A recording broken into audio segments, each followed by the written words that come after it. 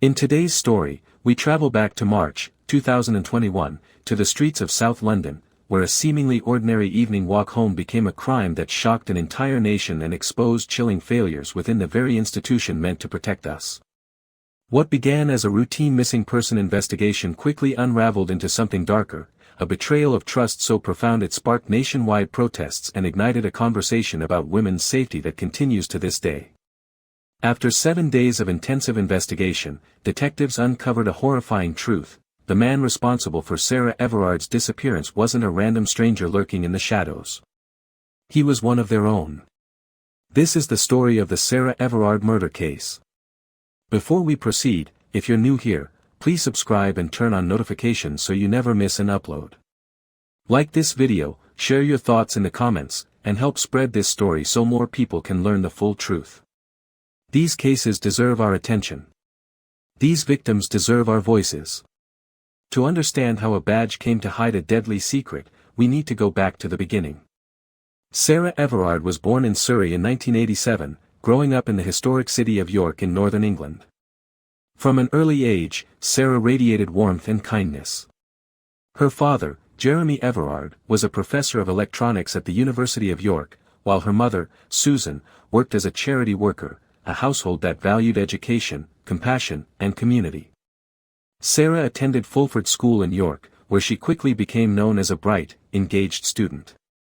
She studied human geography at St. Cuthbert's Society, Durham University, from 2005 to 2008. At Durham, Sarah wasn't just academically talented, she was deeply social, forming lasting friendships that would define her adult life.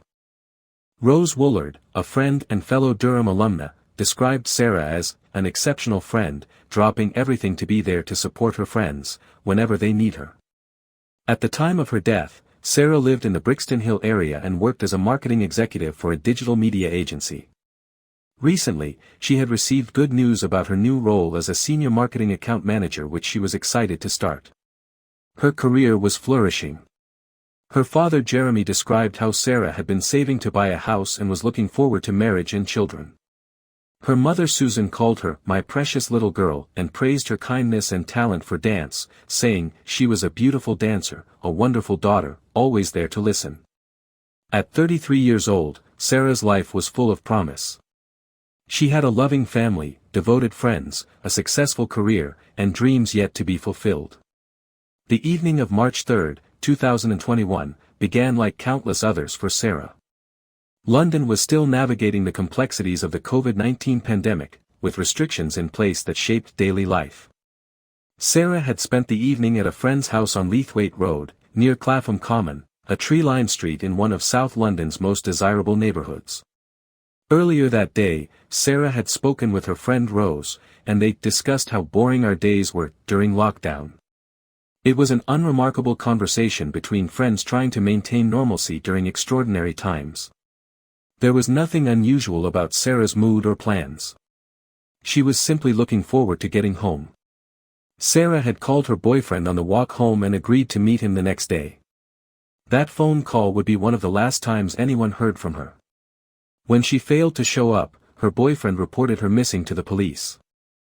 On the evening of March 3, 2021, 33-year-old Sarah Everard was kidnapped in South London as she was walking home to the Brixton Hill area from a friend's house near Clapham Common. The journey home was about 50 minutes on foot, a route Sarah knew well. She wore a green rain jacket with white reflective strips, dark trousers, and white and orange trainers. At around 9:30 p.m., CCTV captured Sarah walking through Clapham Common. The footage shows a woman simply trying to get home, walking with purpose through the evening darkness. She was doing everything women are told to do to stay safe. She was on the phone, she stuck to well-lit areas, she walked briskly. It should have been enough. Shortly after, doorbell footage of Sarah walking in South London on Pointers Road along the South Circular Road was handed in to police. And then, nothing. Sarah Everard vanished. Within hours, concern rippled through her circle of friends and family. Sarah wasn't answering her phone. She hadn't made it home. This wasn't like her. Something was terribly wrong. When Sarah's boyfriend couldn't reach her the next morning and she failed to appear for their planned meeting, he immediately contacted authorities. The story of Sarah Everard's disappearance quickly dominated the headlines. The Metropolitan Police launched an urgent missing person investigation. Sarah's face appeared on news broadcasts across the nation. Her friends and family made desperate public appeals. Social media exploded with "Find Sarah Everard." Thousands of people shared her photograph, hoping someone, somewhere, had seen something. The fear was palpable: a young woman had vanished without trace in one of the world's most surveilled cities. Search teams combed through Clapham Common and the surrounding areas. Police reviewed hundreds of hours of CCTV footage, tracing Sarah's last known movements minute by minute. Her family waited in anguish, clinging to hope that she would be found safe. But with each passing day, that hope dimmed. Detectives worked around the clock, reviewing hundreds of hours of CCTV footage from the route Sarah had walked that night. The breakthrough came from an unexpected source: a passing London bus. Bus CCTV captured critical footage at 9:35 p.m., and again at 9:38 p.m. The first clip showed a man and woman standing beside a hired Vauxhall car with its hazard lights flashing on Pointers Road. The second, just 3 minutes later, captured the vehicle's number plate clearly. Investigators tracked the route of the car using additional CCTV and ANPR, automatic number plate recognition, cameras throughout South London and into Kent. The car was traced to a rental company, and when detectives checked the booking details, they discovered it had been hired using a personal bank card and identification. The name on that rental agreement stopped everyone in their tracks. Police checked security camera footage and identified Cousins through his hire car. He was arrested at his home on March 9, just minutes after he deleted his phone data. Detective Chief Inspector Catherine Goodwin later described the moment a detective sergeant sprinted into her office as teams prepared to make the arrest. He said, "We need to shut the door. You need to hear this." He then put one of our researchers on speaker phone and she said, "He's a police officer.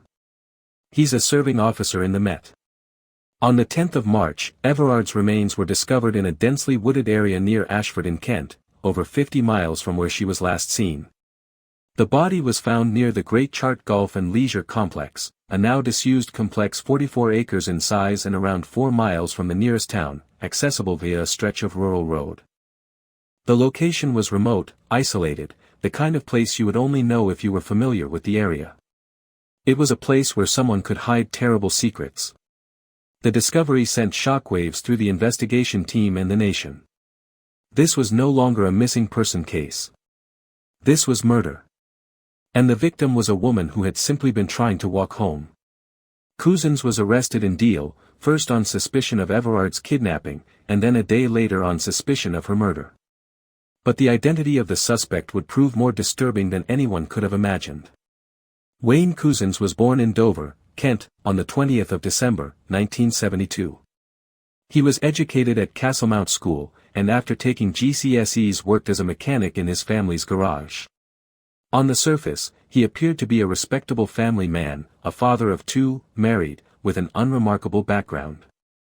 But there was one detail that made this arrest extraordinary. Wayne Cousins, 48, used his position as a serving London police officer and the pretext of COVID-19 restrictions to abduct Sarah Everard from a street in the British capital. Arresting officer Nick Harvey said his team went silent when they were informed the man they were arresting was a Met police officer. "We knocked on the door.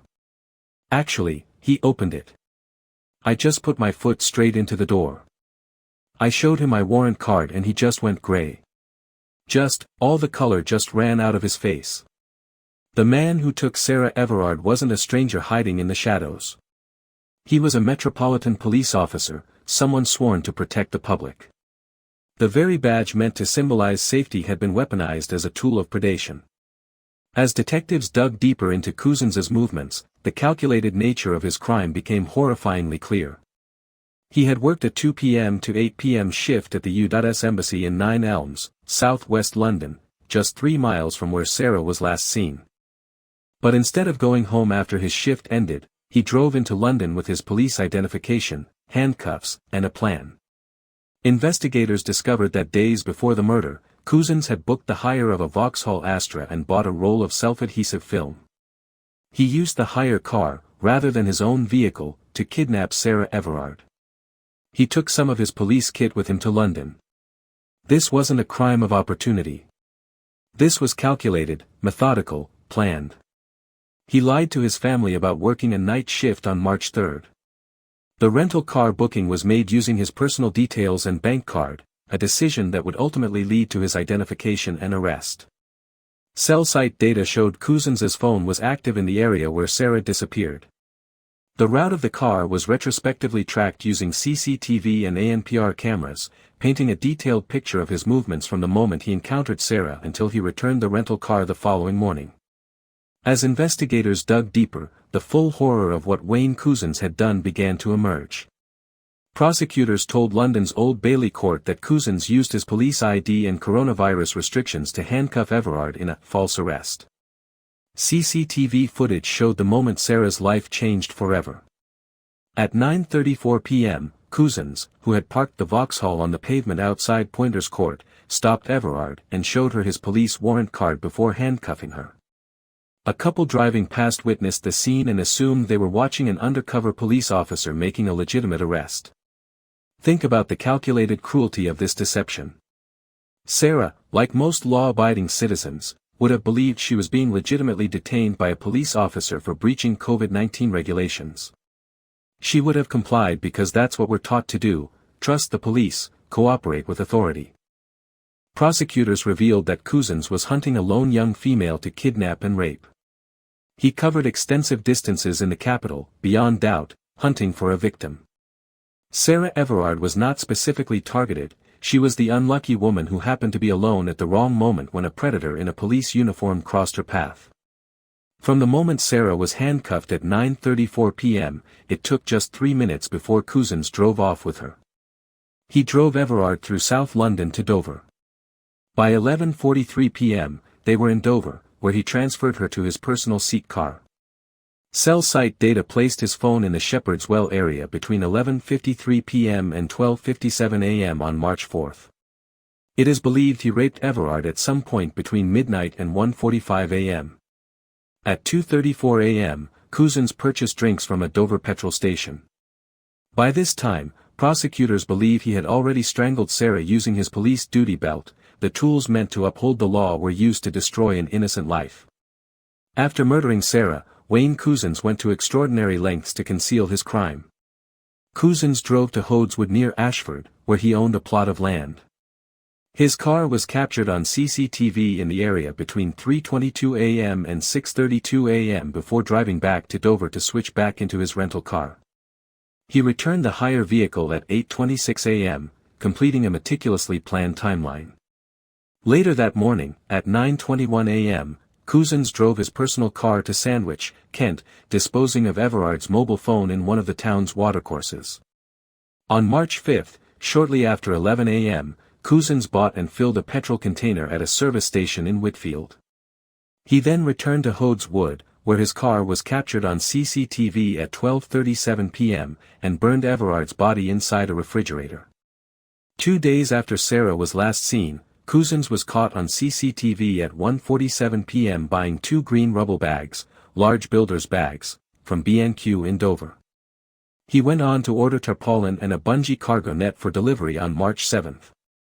On March 7, he returned to Hodeswood and used one of the bags to dispose of Everard's remains in a pond, approximately 100 meters from his plot. Perhaps most disturbingly, within 3 days of the murder, Cousins took his family on a trip to the woods close to where he had deposited, burnt, moved and hid the body of Sarah Everard, allowing his children to play in that area. He took his wife and 2 children on a trip to the same area where he had committed unthinkable acts just days before. People who spoke to Cousins during this time reported that he was acting normally. He returned to his life, his family, his routine, as if nothing had happened. The mask never slipped. On March 8, the day he was due on duty, Cousins reported himself ill from work, handing in his equipment including his police belt and handcuffs. In the days after the murder, he told senior colleagues that he was suffering from stress and no longer wanted to carry a firearm. On March 9, 2021, police moved to arrest Cousins at his home in Deal, Kent. The arrest came just 39 minutes after he had frantically wiped all the data from his mobile phone, a desperate final attempt to destroy evidence. But it was too late. Even though Cousins' phone had been wiped, cell site data had already linked him to both the abduction site and the area where Sarah's remains were eventually found. When he was arrested on March 9, 2021, Cousins falsely claimed he had been forced to kidnap Everard and hand her over to a gang. He constructed an elaborate lie, initially denying any connection to Sarah before trying to escape justice by concocting a story. In police interviews, he claimed he was having financial problems and had gotten into trouble with a gang of Eastern Europeans who threatened him and his family. He said the gang demanded he deliver another girl after he had underpaid a prostitute a few weeks before. He went on to make no comment in formal interviews. It was a desperate attempt to avoid responsibility, but the evidence against him was overwhelming. The CCTV footage, the rental car booking in his name, his movements tracked minute by minute through ANPR cameras and cell site data, the location of Sarah's body near his property, every piece of evidence pointed to one inescapable conclusion. Faced with irrefutable proof, Cousins' story crumbled. On June 8, 2021, Wayne Cousins, 48, pleaded guilty to the kidnap and rape of Everard, and on July 9, 2021, he pleaded guilty to her murder. The sentencing hearing before Lord Justice Fulford began at the Old Bailey on the 29th of September, 2021, following medical and psychiatric reports. The courtroom became a place of profound grief as Sarah's family confronted the man who had destroyed their world. Sarah's mother, Susan, said, "She spent the last hours on this earth with the very worst of humanity. She lost her life because Wayne Cousins wanted to satisfy his perverted desires.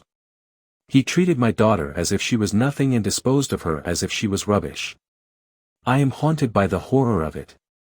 Kate Everard, Sarah's sister, told the court, "You used your warrant card to trick my sister into your car. She sat in the car handcuffed for hours. What could she have thought she had done wrong? What lies did you tell her? When did she realize that she wasn't going to survive the night?" Sarah's father, Jeremy, said, "Sarah was handcuffed and unable to defend herself. This preys on my mind all the time." He added that Cousins took a call about his children's dental appointments, and called a veterinarian to consult on his dog having separation anxiety shortly after Everard's murder. On September 30, 2021, justice was served, though no sentence could ever truly balance the scales. Cousins was sentenced to life imprisonment with a tariff of a whole life order, meaning he would die in prison with no possibility of parole.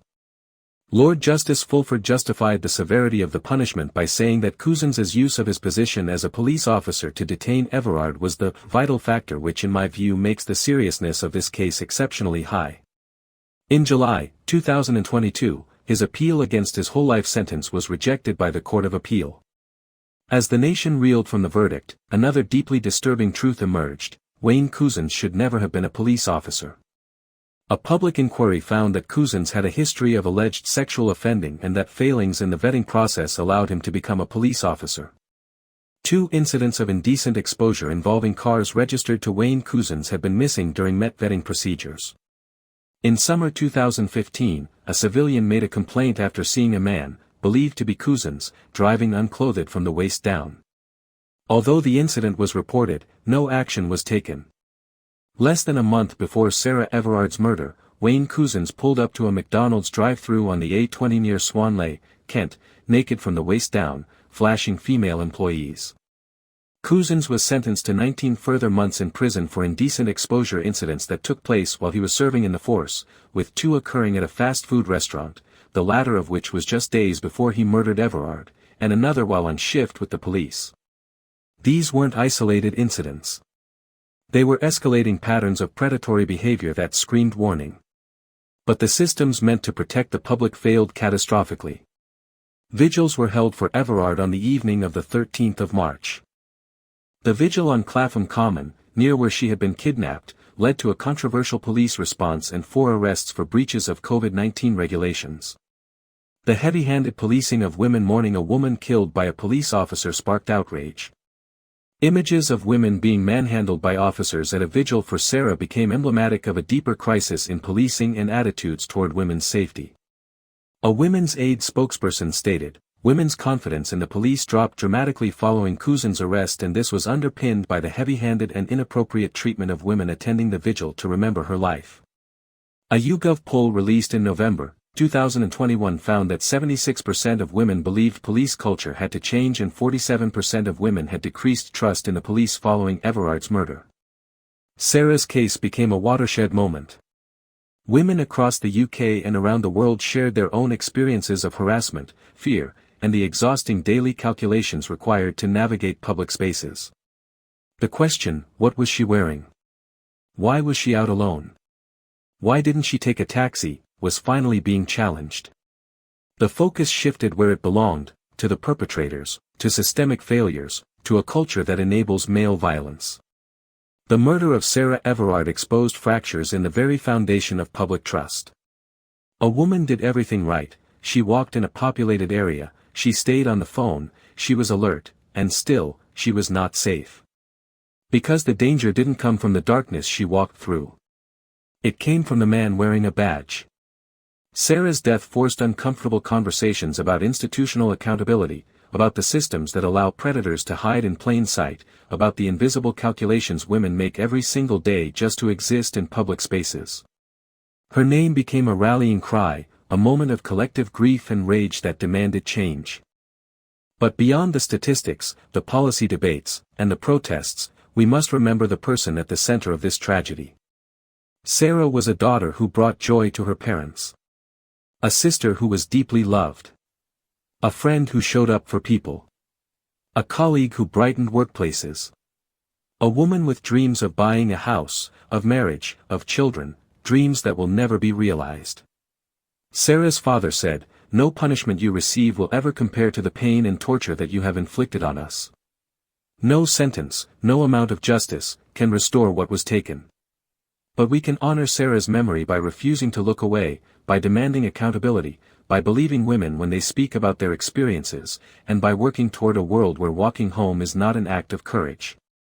Rest in peace, Sarah Everard. You deserved so much more than the 50 minutes that separated you from home. You will never be forgotten. Thank you so much for watching until the end. If this case moved you or made you think, please hit that subscribe button and turn on notifications so you never miss our videos.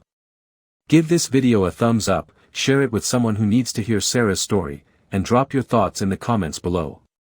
What's your take on this case? I'll see you in the next one. Stay safe out there.